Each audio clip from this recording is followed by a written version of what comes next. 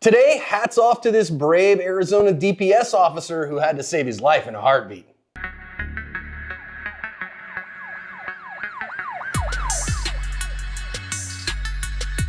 Hi everyone, welcome to today's research-informed defensive lesson, a badge cam today here at Active Self-Protection.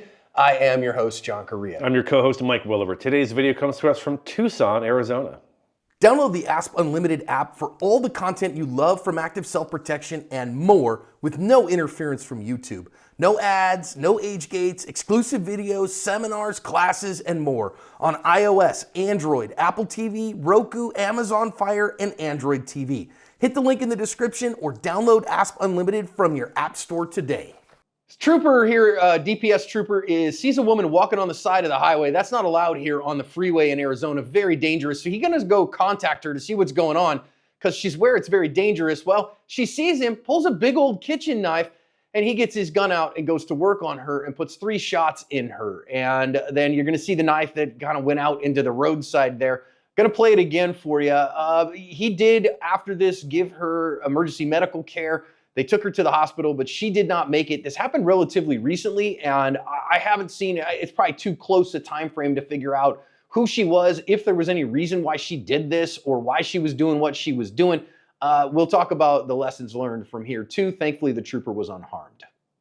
Hey, fun fact, you live in Tucson, and your son works in law enforcement in that area. Correct, yeah. Tucson is it's really a pretty nice place for the most part, but I tell you what, this goes to show you why, as John likes to say, every call, every stop, treat it like a training evolution, you won't go wrong.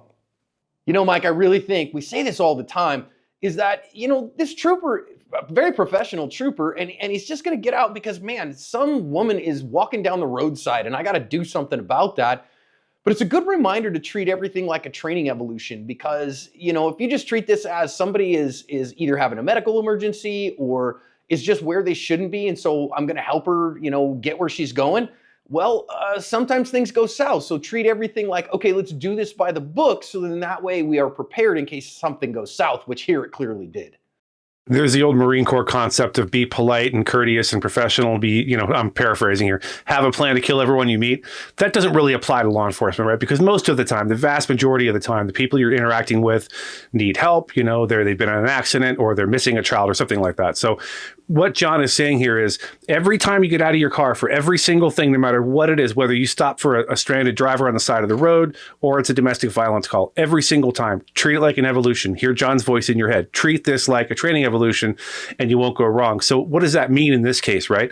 Maybe walk around the back here, and I'm not criticizing this trooper whatsoever, but maybe walk around the backside of your car and let it cook for a second. Keep an eye on her. What's she doing? Is she acting weird or whatever?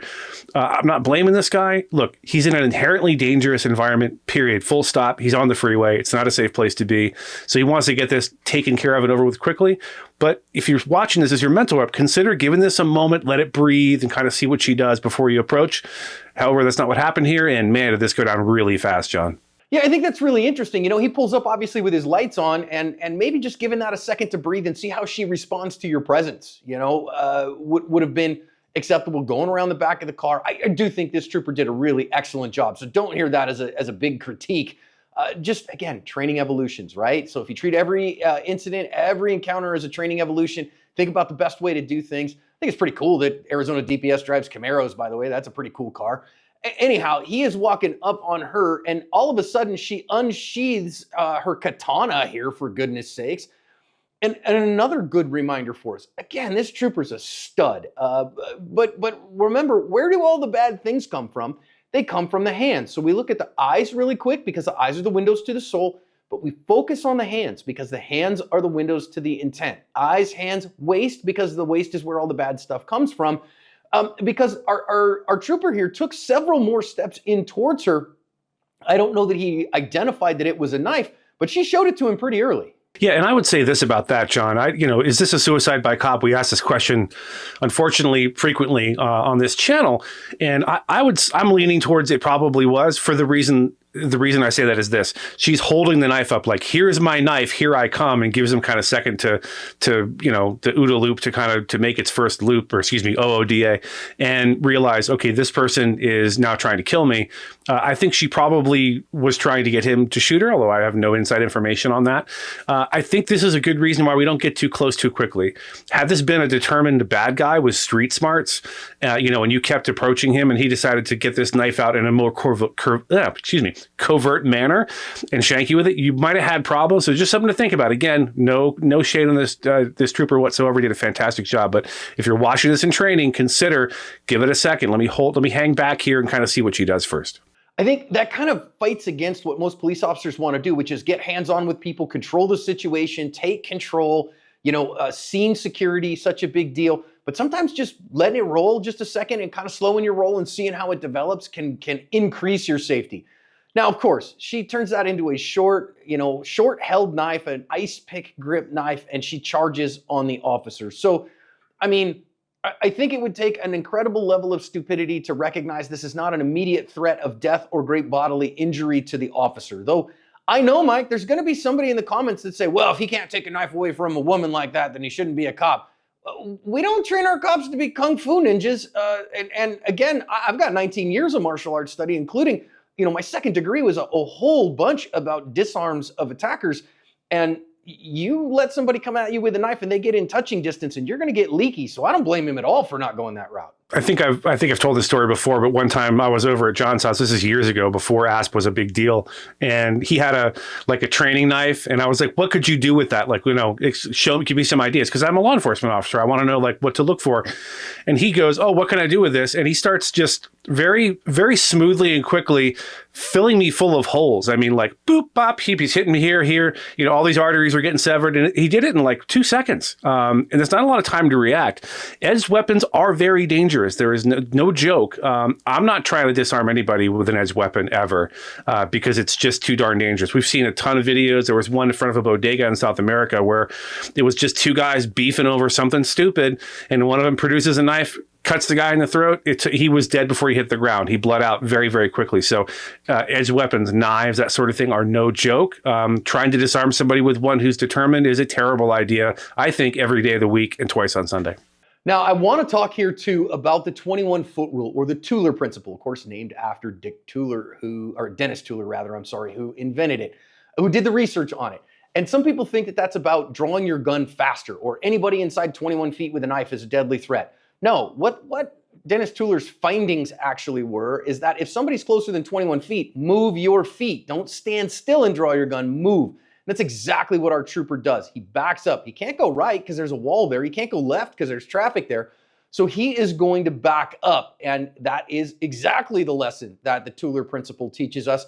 And I also want to notice here, he gets his gun out quickly. He doesn't have that gun at complete full extension. He is running a pistol-mounted optic on that gun. Kudos to him for being a part of the 21st century and not being gun Amish.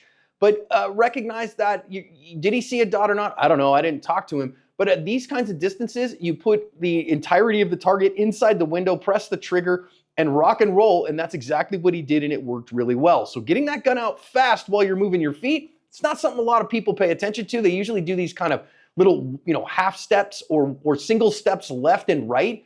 In training, is kind of a little bit of a range haka. But here, moving your feet hard and getting the gun out, that's where the magic is. I had this video sent to me not long after it happened from an extended family member who works in Southern Arizona law enforcement.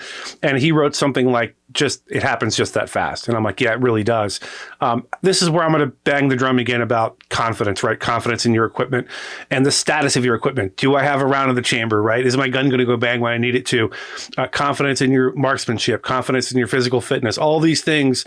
There's no time. There's zero time to think about any of them. They have to be present before this moment begins.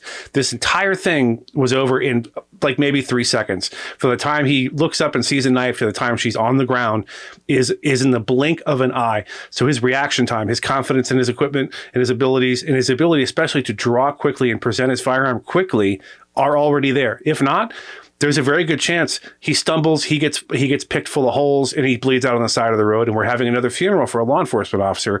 However, he was obviously clearly supremely confident in all the things, the aforementioned things. And that's why he's alive today to tell this story. And we can break this video down as not as sad of a story because the officer didn't die.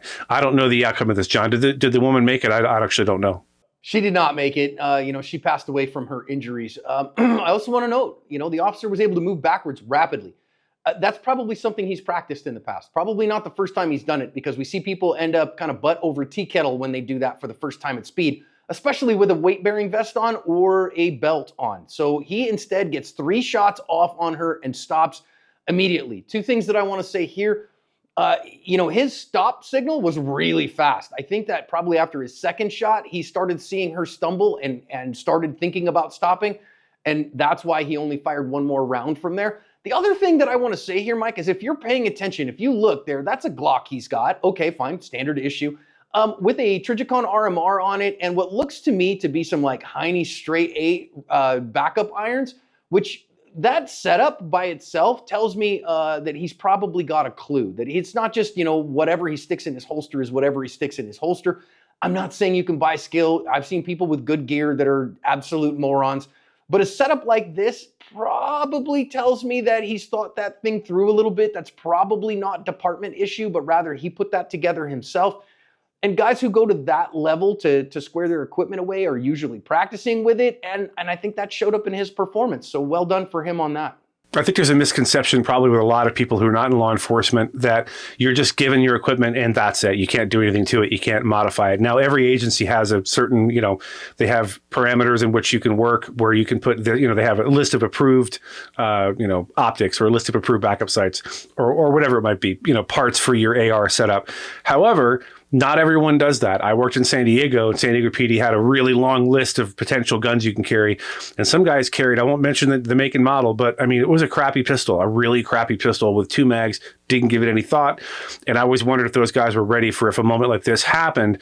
This guy clearly has a clue. He has this poop in a group. He has this Glock. It's a Glock, pretty squared away, as John said, set up properly. That explains to me why he's so quick on his feet, why he's so prepared to do what he does, why he has such confidence is because he is squared away. He probably, I'm going to go out on a limb here and say he probably goes and gets training above and beyond what the department gives him. This guy had a clue, and that showed in everything that he did, other than his approach, right, which I would have preferred he waited a second. Other than that, everything else in here tells me this guy is locked in, he's prepared, he's ready to go, and that's the kind of officer or deputy or trooper I want, serving my community. And once again, I am not saying buying equipment means you're skilled, but when you get to a certain level of like, oh, that's competent stuff right there, that's probably a clueful setup. That probably tells me he's gotten that clue by experience. Now, one final thing, his evidence has skittered off into a lane of traffic here. And to go get that evidence, he is going to have to go play Frogger. And thankfully, most of us, I think the vast majority of us, have never spent a lot of time on the side of a highway, a freeway in as busy a city as Tucson, Arizona. It's not quite Phoenix busy, but it's filled with Tucson drivers, and they are almost as bad as Phoenix drivers. And going out there and retrieving that, Mike, is you're taking your life into your own hands. Yeah, I'm going to say, I've said this before, I think, but whenever I was out with local law enforcement, usually it was in San Diego, on the side of the 76 or the 805 or the 5 or whatever, I'm like, can we wrap this up? Because there are semis going by and you feel your body get pushed every time a vehicle goes by.